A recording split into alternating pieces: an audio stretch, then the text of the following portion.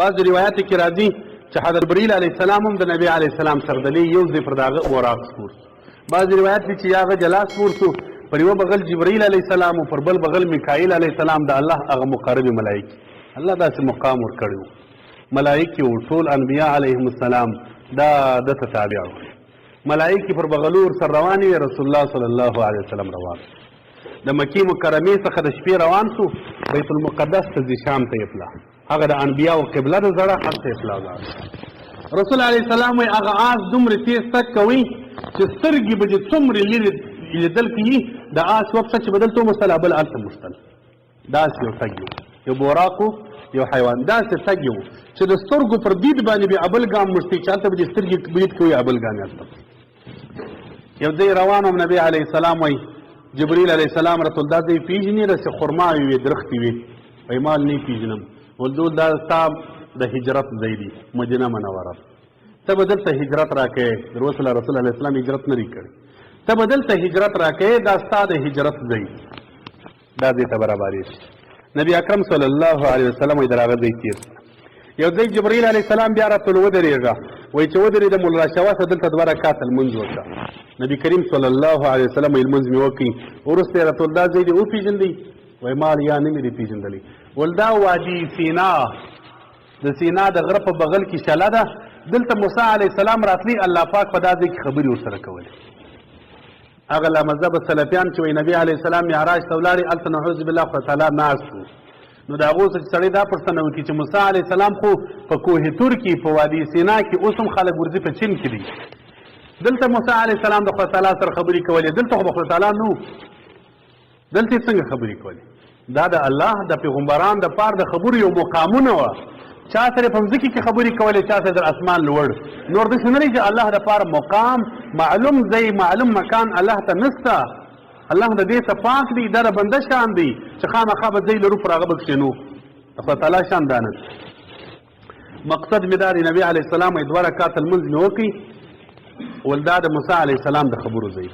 بیا پر آسمان سپور سولما بیا چې روان سولم بیا یې راته وویل ولا شوسته بیا را شوه سولم دوه رکعات المنځ مې وکړي ولدا دې وپېژندي مالیا ولدا د شعیب علیه السلام کلی دی مدین د الله پیغمبران بیا پر براق سپور سولم بیا چې روان سولم بیا یې راته ولا شوسته وای بیا چې را شوه سولم دوه رکعات المنځ مې وکړي ولدا دې وپېژندي والمال نه ولدا د عیسی علیه السلام د پیدایښت ځای دی مقام اللحم د لحم په نامه باندې هغه ځای و چې عیسی علیه السلام پیدا شوی دا هغه ځای نبی کریم صلی الله علیه وسلم وای دا شان می تیر کړل روان په دې سفر کې ډېر عجایبات نبی علیه السلام لیدلي دي ټول په دا جمعه نه خلاصېږي بله جمعه لا پر مشتمله کېږي څه په مځکه کې څه په اسمانو کې ګوري څه واقعې دلته راغلي دي علما د سیرت لیکي چې راجح قول دا دی چې دا په مځکه کې سوي دي اوس یې درته بیانوم بعض علما وایي دا په اسمانو کې دا شان ولیدل شول خو ډېر علما وایي نه راجح قول دا دی چې نبی علیه السلام روانو الله پاک پر مځکه دا شان ښکاره کول نبی اکرم صلی الله علیه وسلم عجیب و غریب شان ولیدل نبی اکرم صلی الله علیه وسلم وایي روانو پر لارې سپین سرې غږ راباندې وکړ سپین سارې بوډا ښځه ده ودرېږه ماته وایي جبرئیل علیه السلام ول مه درېږه راځه وایي تیر چې لږ تیر سولم یو سپین ږیري سړي غږ په سره باندې وکړي ودرېږه ماته وایي نه جبرئیل علیه السلام ول مور ته درېږه راځه وایي د راغم تیر سولم چې د راغه تیر سولم بیا مې یو اواز واورېدی جبرئیل علیه السلام ول دغو ته غږ وکړه ودرېږه وایي چې غږ مې وکړي زه چې ودرېدلم هغو راته السلام علیک یا اولو السلام علیک یا آخرو السلام علیک یا حاشرو پر رسول علیه السلام السلام ویلي ای در ګردو پیغمبرانو په رتبه کې اوله ای در ټولو پیغمبرانو په وجود کې آخره ای د آخرت د ورځې حاشره پر تا دې سلامي نبی اکرم صلی الله علیه وسلم ما یې جواب وروالیک جبرئیل علیه السلام ول دا دې وپېژندل مالیا ول هغه ولې سپین سرې چې غږ در باندې وکړي چې ور ودرېږه هغه دنیا وه دنیا داسې ده لکه سپین سرې په عمر یې لږ دی هسې خلک په خطا سوي دي لکه دا سپین سرې چې ژر ختمېږي دنیا د 5 ورځو شی ده څه ختمه به وي ډېر به په مغره کېږي او په دوکه کېږي نه دویم سپین سرې دې وپېژندي والمالیا والله شیطان که ورګرځېدلی وای دا دواړو تا ته ویله چې امت دې موږ ته متوجه که دنیا ول زما خواته امت ته ووایه چې راسه شیطان الامت ته دې ووایه چې زما خواته میلان وکړه چې نور وګرځېدلې الله به دې امت په اخلاص کړي یو حد ګرده نظر خلاصې دي درې هدا به بیا هم خلاص دا وروسته خلک دې وپېژندل چې سلام یې وایي مولیا ول دا د الله پیغمبران وه حضرت موسی علیه السلام او حضرت عیسی علیهم السلام دا دواړه پیغمبران وه هغو سلام در باندې وایي نبی اکرم صلی الله علیه وسلم وایي مسلم شریف کې صحیح حدیث ما د معراج په شپه باندې رأیت موسی فی قبره عند کثیب الاحمر یصلي د الله رسول وایي مسلم شریف کې حدیث د معراج په شپه چې تلم یو سره د ریګو غونډۍ وه د هغه په څنګ کې یو قبر و موسی علیه السلام پکې ولاړو لمونځ یې کوي موسی علیه السلام یې ولیدي د الله پیغمبر په قبر کې لمونځ کوي امام سیوطي صاحب پر دې باب لیکلی دي چې بعضې انبیا په قبرو کې لمنځونه کوي بعضې اولیا چې ولاوتونه کوي چې د هر څه سره په دنیا کې محبت په قبر کې به هغه زندګي خو ګور هغې زندګي ته عقل نه ورلیږي زموږ د زمانو د بې مذهبه سلفیانو پنجپیریانو د دینو د مذهبه خارج خلک دا صحیح د قرآن او د احادیثو مخالف خلک دا بې عقله خلک دا دلته په دا ځایو کې وایي چې دلته اوس ته ورته وایي انبیا علیهم السلام مړه دي ختم سوی رسول علیه السلام وایي خالص نعوذ بالله د الله رسول څه وایي الانبیاء احیاء فی قبورهم یصلون ټول انبیا په قبرو کې ژوندي دي لمنځونه کوي ابن ماجه روایت د الله رسول وایي ان الله حرم على الارض ان تاكل اجساد الانبیاء الله پر مځکې دا حرام کړي دي چې د نبي جسد وخوري ځکه د نبي جسد نشي خوړلی الله پیغمبران دي دا ظالمان خلکو ته څه وایي دا ګوره وایي موږ احادیث منو دا د مسلم شریف صحیح حدیث دی د الله رسول امام موسی علیه السلام په قبر کې ولیدي لمونځ یې کوي د ټول دیوبند مشر مولانا خلیل احمد سرمپوري رحمه الله د دیوبند په نمایندګۍ باندې المهند کې لیکي وان الصلاه تستدعي جسدا حیا لمونځ یو څوک کوي داسې بدن غواړي چې بدن نه وي ژوندی لمونځ څنګه کوي که د موسی علیه السلام بدن نه وي ژوندی لمونځ یې څنګه کوي د الله رسول ما د معراج په شپه ولیدي لمونځ یې کوي زموږ عقیده دا ده ګورئ زده کړي موږ وایي پیغمبران په قبرو کې الله پاک ژوند ورکړی دي ډېرې ژوندي دي سره کم ژوند دي څه نه وه په قبر کې دننه څنګه ژوند کېږي هغه علم یې الله ته دی ژوند ورته سته د دنیا په مثل د دې په مثل یو مثالي ژوند د دنیا دی لکه د دنیا ژوندي خلک چې لمنځونه کولی شي تلاوتونه کولی شي ذکرونه کولی شي پیغمبران او اولیا په قبرو کې د هغه اعمال کولی شي نور طریقه و هیئت دا به بله دنیا ده ګوري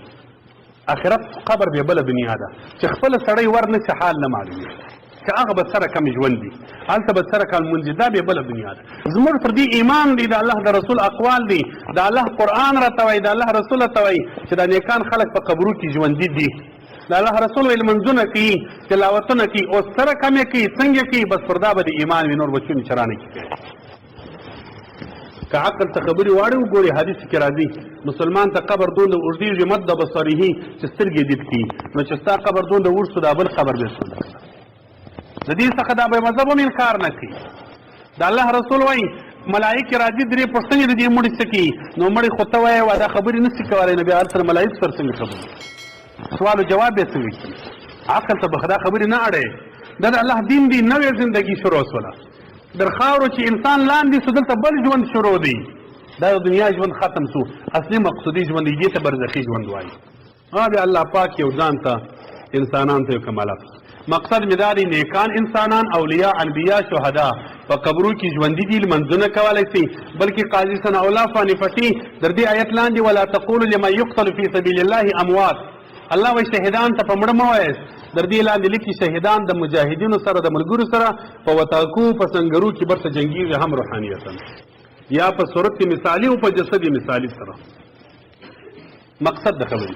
رسول علیه السلام وایي دا مې ولیدل موسی علیه السلام یې ولیدي په قبر کې په لمانځه ولاړ نبی اکرم صلی الله علیه وسلم وایي بعضې روایاتو کې راځي په دغه ورځ باندې مې دجال کافر هم ولید په اخره زمانه کې په دا ورځ مې نبی علیه السلام وایي د دوزخو مشر ملائکه هم ولیدله مالک په نامه نوم یې و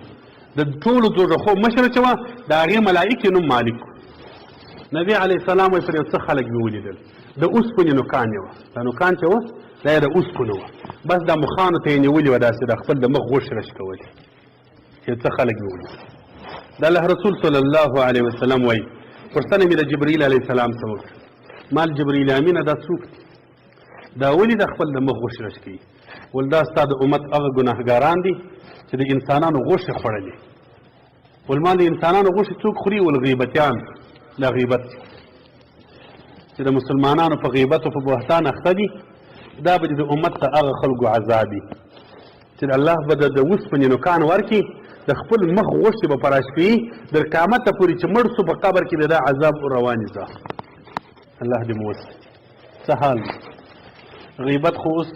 ملایان در هر چا ډېر پاخته تاسو څه ګیله دا بزرګان خلک ته در هر چا غیبت څه خوند خو یا غیبت دی یا بهتان دی پر مسلمانانو باندې او یا درواغ دی یا دوکې دی یا قرآن دی یا طلاق دی بس دا کسی دی بل څه شته نه دا به د دغه خلکو عذابي د خپل مخانو غوښتې به د اوسپنو په نوکان راکشي الله دې مو ځینې وساتي